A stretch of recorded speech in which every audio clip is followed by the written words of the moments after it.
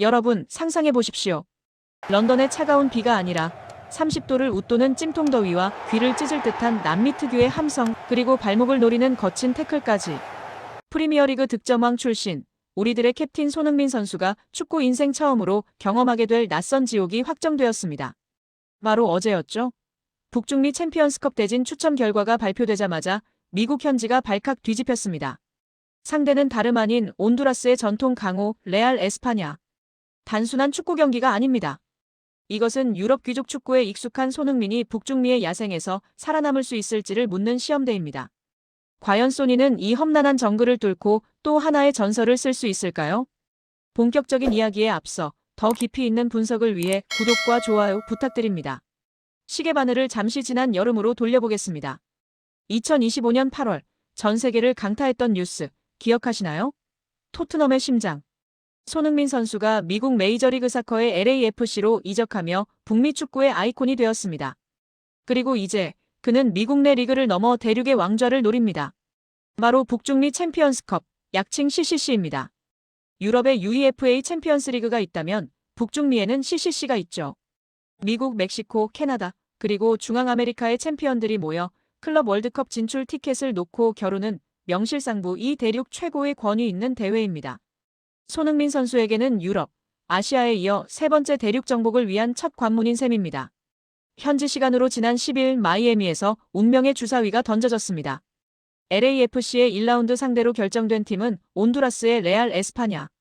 사실 많은 전문가들은 LAFC가 비교적 이동거리가 짧은 캐나다 팀이나 전력이 약한 카리브의 팀을 만나길 기대했습니다. 하지만 결과는 정반대였습니다. 내년 2월 손흥민 선수는 LA에서 비행기로만 5시간 이상을 날아 중앙아메리카의 심장부 온두라스로 떠나야 합니다. 팬들은 가장 피하고 싶었던 원정이라며 탄식을 쏟아내고 있는데요. 도대체 왜일까요? 우리에게는 다소 생소할 수 있는 이름, 레알 에스파냐. 하지만 온두라스 리그에서는 우승만 12번을 차지한 명문 중의 명문입니다. 별명이 라 엠퀴너, 즉 기계일 정도로 조직적이고 끈끈한 축구를 구사합니다. 특히 이 팀은 홈 경기에서만큼은 멕시코의 강호들도 혀를 내두를 만큼 강력한 모습을 보여줍니다. 기술적인 세밀함은 떨어질지 몰라도 피지컬을 앞세운 압박과 지칠 줄 모르는 체력은 프리미어리그의 하위권 팀들과는 또 다른 차원의 압박감을 선사합니다. 손흥민 선수가 그동안 상대했던 수비수들과는 결이 다른 거칠음이 기다리고 있다는 뜻입니다. 하지만 진짜 문제는 상대팀의 실력이 아닙니다. 바로 환경입니다. 경기가 열릴 산페드로 술라의 에스타디오 모라잔. 이곳은 원정팀들에게 무덤이라 불립니다. 첫째, 잔디 상태입니다. 비단처럼 고운 토트넘 호스퍼 스타디움의 잔디와는 달리 이곳의 그라운드는 딱딱하고 불규칙하기로 악명이 높습니다. 드리블러인 손흥민 선수에게는 치명적일 수 있죠. 둘째는 날씨입니다. 2월이라 해도 온두라스는 덥고 습합니다. 체력 소모가 극심할 수밖에 없는 조건입니다. 마지막으로 관중들의 압도적인 텃세. 귀를 멍하게 만드는 소음과 그라운드로 쏟아지는 물병 세례는 북중미 원정의 기본 옵션입니다. 축구팬들 사이에는 콘카카프라는 신조어가 있습니다. 북중미 대회 특유의 거친 플레이와 이에 관대한 심판 판정, 그리고 황당한 경기 운영을 비꼬는 말이죠. 손흥민 선수는 프리미어리그에서도 거친 견제를 받아왔지만 북중미의 수비수들은 기술적인 태클보다는 몸으로 밀고 들어오는 육탄 방어를 선호합니다. 게다가 VAR이 있어도 판정 시비가 잦은 곳이 바로 이 무대입니다. 심판이 보호해주지 않는 상황에서 손흥민 선수가 어떻게 평정심을 유지하며 자신의 플레이를 펼칠지가 이번 승부의 가장 큰 관전 포인트가 될 것입니다. 그렇다면 LAFC는 어떤 전략을 들고 나올까요?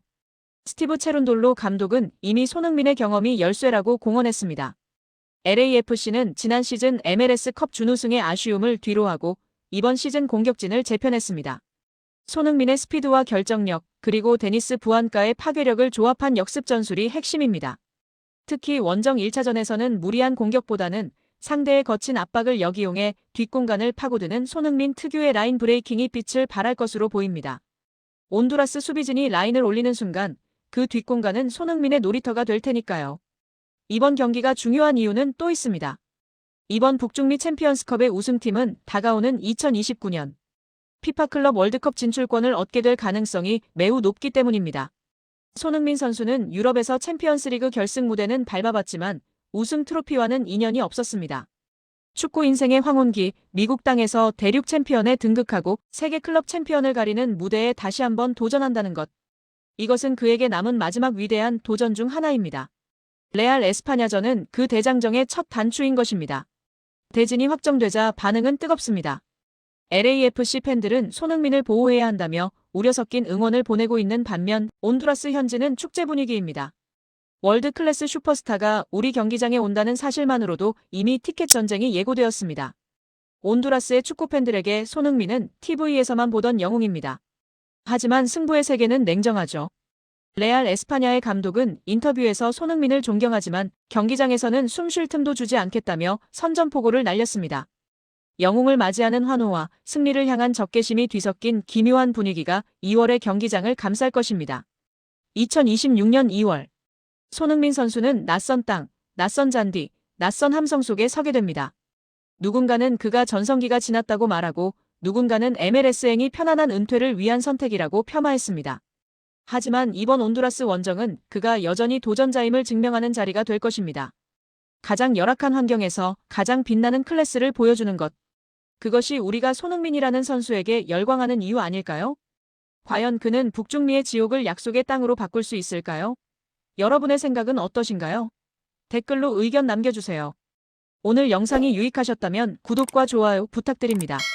저는 다음 영상에서 더 흥미로운 소식으로 찾아오겠습니다.